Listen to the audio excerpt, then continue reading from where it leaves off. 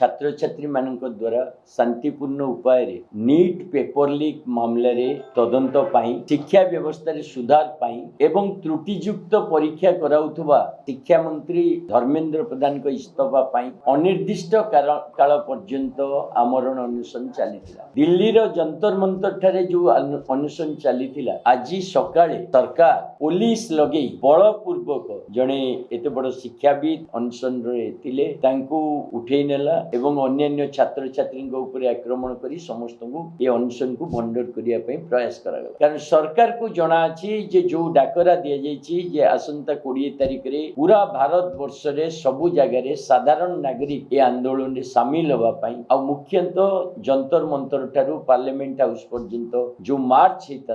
तार प्रभाव को डरी सरकार एपरि कांड करछन। किंतु आज ओडिसा रे आम आदमी पार्टी तरफ हम स्पष्ट करबा को चाहूछु जे ओडिसा रे विभिन्न जगह रे साधारण नागरिक तरफ छात्र छात्री तरफ जनसाधारण तरफ आसंता 20 तारिख रे जो आंदोलन डाकरा दिया जायछि ताको आमे पूर्ण प्राण रे समर्थन करूछु। विशेष करी भुवनेश्वर रे साधारण जनसाधारण तरफ विभिन्न बुद्धिजीवी राजनीतिक दल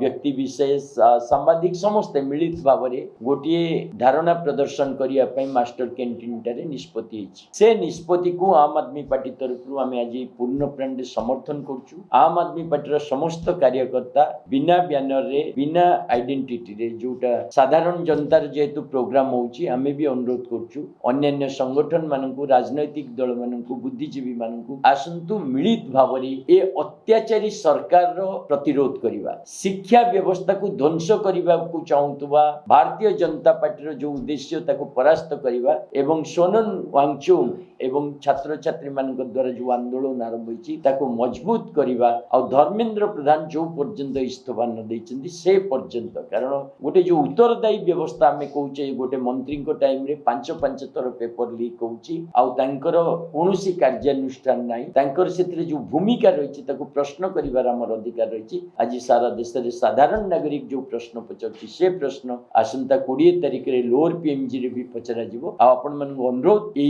प्रेस वार्ता माध्यम रे जनसाधारण को भी अनुरोध आसंतु ए आंदोलन रे जोग देबा सरकार को उत्तरदायी करिबा छात्र छात्री को भविष्य सुरक्षा करिबा शिक्षा व्यवस्था को मजबूत करिबा। सर अनेक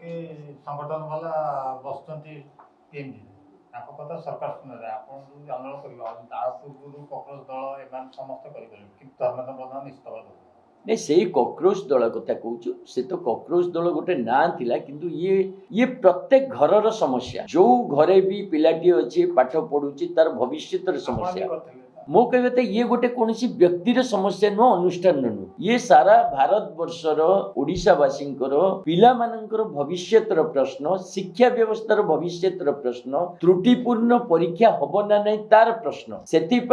कौ संगठन माने अनशन रे बसचंती धारणा रे बसचंती मैटर करेनी समस्त को हाथ एकाठी करने को पड़िबो मजबूत करने को पड़िबो। आम समस्त नागरिक माने जो पर्यंत रास्ता को न बाहरचंती साधारण जनता जो पर्यंत आंदोलन को आगु को न नहीं ये जो भ्रष्टाचारी और पूरा अथॉरिटेरियन सरकार ये सुनिबो नाही बोली आम जानिछु किंतु ए सरकार को तैयारी करथिबा जनता जेतोले सड़क को आसीबो सुनिबा को बाध्य हबो नले जनता सरकार बदलैबो। एक छात्रिक शासन आसी तार माने अनुमान आसुची तारा ऊपर कोन कहबो एक छत्रवाद शासन रो अनुमान करिवार नहीं जो परि भाबरे पूरा सिस्टम पूरा व्यवस्था को भारतीय जनता पार्टी निज कब्जा को नहीं एवं पूरा आमे देश रे देखुचे जे दिल्ली पुलिस कमिशनर को गतकाली ट्रांसफर कराला कारण आज शांतिपूर्ण आंदोलन उपरे अटैक करा जो ई जो घटना ये सूचय दोची सरकार केते आक्रामक केते शिक्षा विरोधी केते जन विरोधी और को परि भाबरे आतंकवादी मानसिकतार सहित रहिछि तेनु आको विरोध करिवा वर्तमान प्रत्येक साधारण नागरिक रो दायित्व कर्तव्य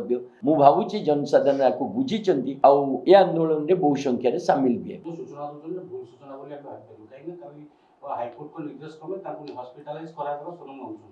एटा कोनसी बड़पूर्व तम उठाई छै हाईकोर्ट को निर्देश जदि आपण पढ़िथिबे हाईकोर्ट को निर्देश रे स्पष्ट रहिछि जे प्रत्येक व्यक्तिर जीवन मूल्यवान एवं सोनम वांगचुक जीवन मूल्यवान सेति पई ताको मेडिकल केयर निया जाउ ताको बलपूर्वक उठेइबा 21 जन को बलपूर्वक उठेइबा छात्र छात्री ऊपर आक्रमण करिबा आ आक्रमण करी गोटे शांतिपूर्ण आंदोलन को भंडूर करिबा ये गोटे एकछत्रवादी मानसिकता ये कोनसे आईन अदालत रो निष्पत्ति न कोर्ट कहिछि जे एक्चुअली तांकर शांतिपूर्ण ଅଧିକାରକୁ ବ୍ୟାହତ ନ କରି ତାଙ୍କୁ ସ୍ୱାସ୍ଥ୍ୟର ସୁରକ୍ଷା ଦିଆଯାଉ। ନିଶ୍ଚିତ ଉଠେଇ ଭାବେ ନେବାଟା ମୁଁ ପଢିଛି